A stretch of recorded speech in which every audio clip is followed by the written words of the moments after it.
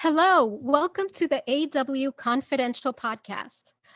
Today we have a very special guest. Last night I watched a movie called, and I'm sure many of you will remember, Ghostbusters. And this was the newest edition. It's called Afterlife. And it got me thinking many of us tend to only believe what we see. But I think there is just so much more to this universe. And we often tend to try to either deny or rationalize what we can't make sense of. So, today, to help me explore this interesting topic, we have Christopher Chacon, he is a writer, director, producer for television, film, and theater as well. He is the creator and showrunner for Sci Factor, Chronicles of the Paranormal. In addition to his work in the entertainment industry, he's also a prominent anal- anomalist and parapsychologist. Christopher, welcome, and thank you so much for being here today to help us explore this interesting topic. Thank you. So I will jump right to it. I find that, I know myself, we're really fascinated with movies that deal with the paranormal and supernatural. So there's obviously a curiosity. Now, I can't begin to imagine the type of work that you do. For those people in the audience who are not familiar with this type of work that you do, can you just give us sort of a brief rundown of what you do and what was the catalyst to setting you on this path, which is sure. Well, I think what I do now is very different from years in the past. As a parapsychologist, we would early on.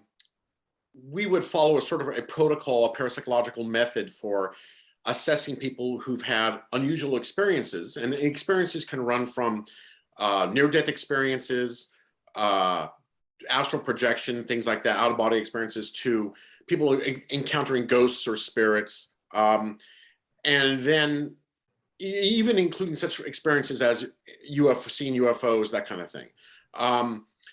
Now, I did that for years as a parapsychologist, and then at some point, I joined a scientific organization, and they trained me in anomalistics. And to be an anomalist, we studied these type of phenomena in a very different perspective.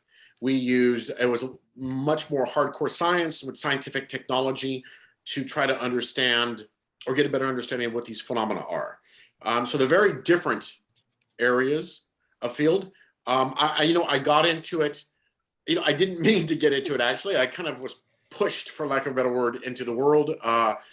My first love early on in college was as a magician illusionist. It paid my way through college, basically, at performing. And someone had approached me saying that they had a haunted house. And for most magicians, if someone tells them that, they're gonna, understand that people can easily misperceive things to being supernatural, paranormal, when they're not. And one thing led to another. Before I knew it, that's what got me into sort of lending some enlightenment as to why these experiences are happening, if they're really happening. And the more I researched them and looked into them, the more phenomena were not explainable. They were things that were unexplainable. And that just kind of went on throughout the thousands of different cases. Wow, this is so interesting to me. I mean, I've heard about ghosts. I've, read about supernatural experience. I actually sort of dabbled with, I know you're going to think this is crazy or maybe not, but with a Ouija board when I was younger. And I was playing with my sister, and I know that there was something else, something else in that room. So it's really interesting, that experience for me. But for people that maybe, have never had an experience or maybe are doubtful about these unique experiences, can you share with us maybe an experience, what it looks like, what it feels like? I've had it, but for those that are not familiar, is there a story you can share that sort of stands out?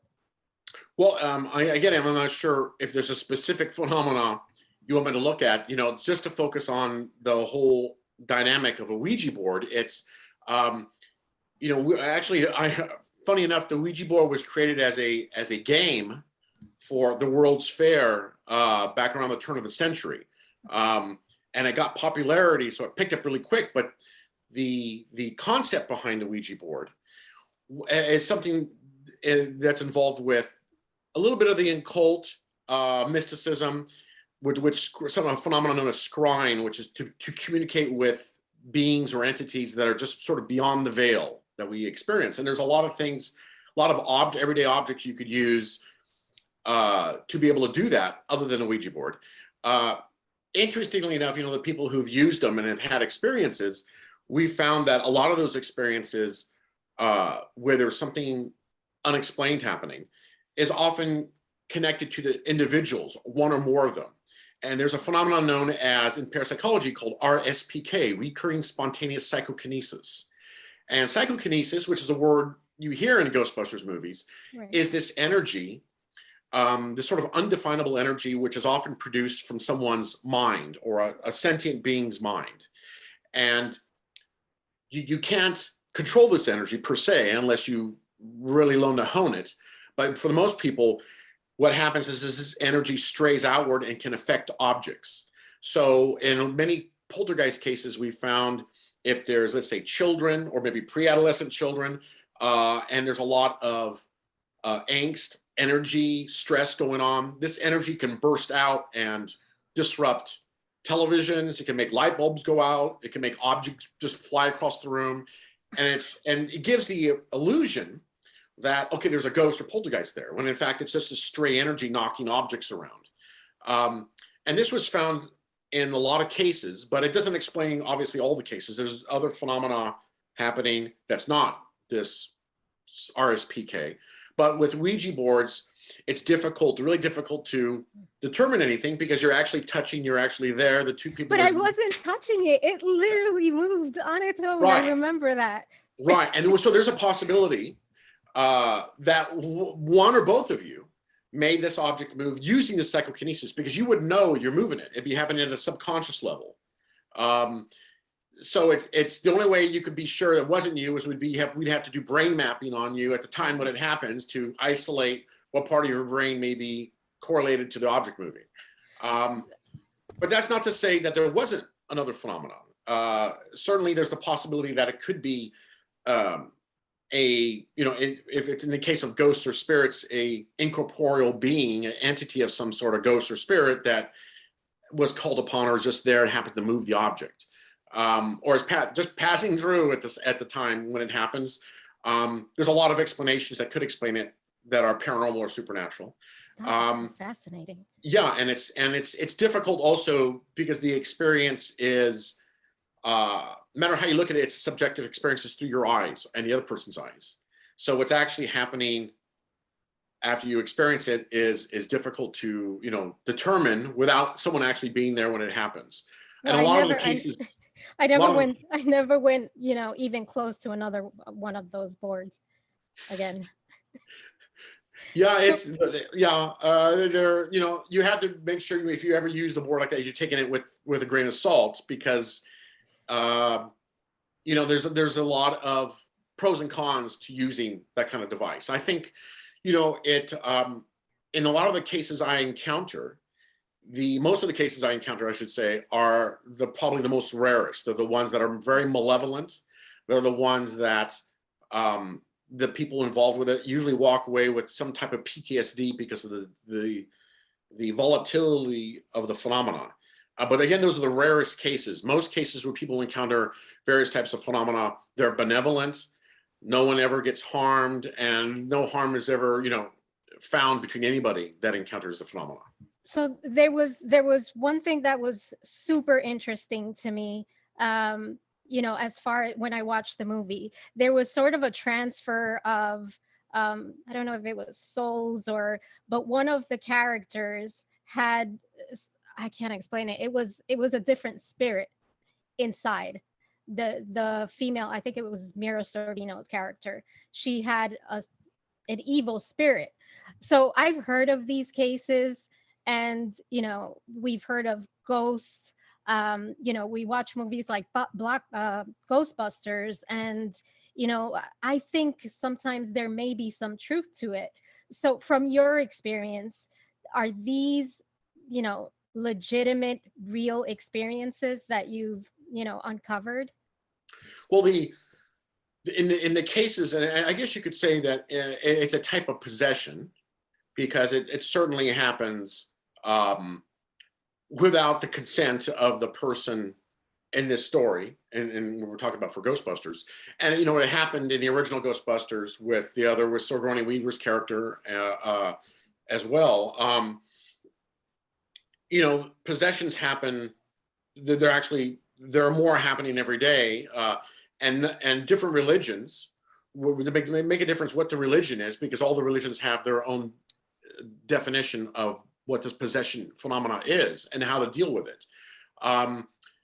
But at the same time, there's so many misunderstandings regarding possession. In fact, there's even some cultures that have rituals that embrace the possession when it happens, because the thing that's possessing them is actually a spirit that they're hoping to get advice from, like when to plant their crops, who should get married, that kind of thing. And it's actually a good thing for this phenomena to happen.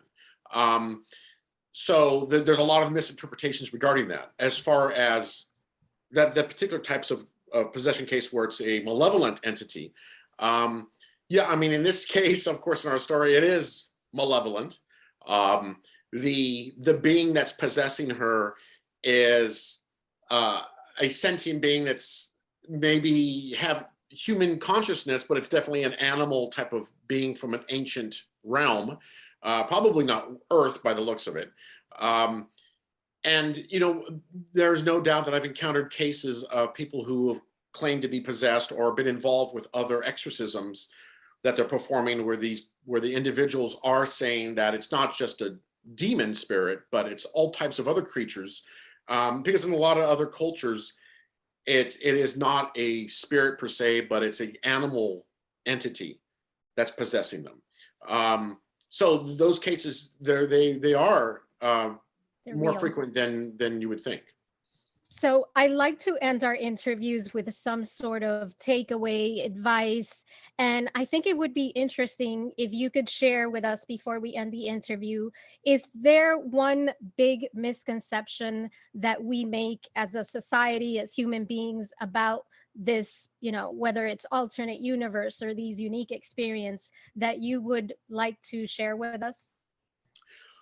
A Well, com- I could share with you the probably one of the most common misperceptions regarding these phenomena is, I mean, part of the misperception regarding these experiences is the movies and TV shows that we've seen over decades or hundreds of years, I guess you could say, and even religious beliefs of them.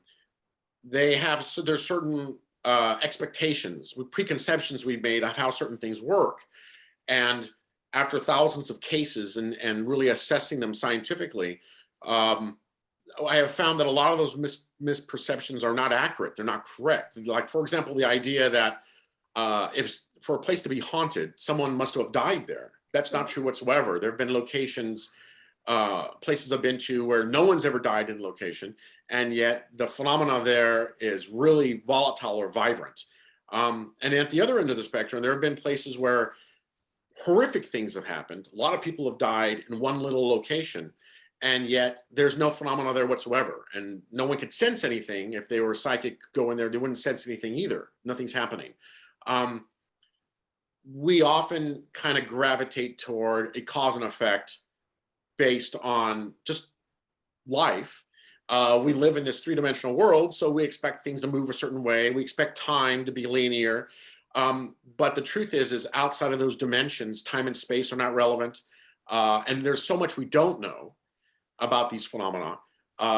Even the texts, ancient occult books and mysticism, I'd say only maybe between 14 to 20% is actually accessible on the internet or in libraries. There's a huge percentage of it which are held concealed in museums, archives like Vatican archives, or private individuals have these texts of ancient rituals and occult beliefs or understandings, and they don't share it with other people for a variety of reasons. So there's so much we don't understand in dealing with it. And I think all this being said, I guess the idea is you may be open-minded to experience these phenomena, to accept that they exist, but you even have to be more open-minded to understand we don't understand the cause of effect to it. It may not be as simple as, okay, this is what it is, it needs to do that. It's just simply more of an sitting back and understanding what's its intent or objective, that kind of thing.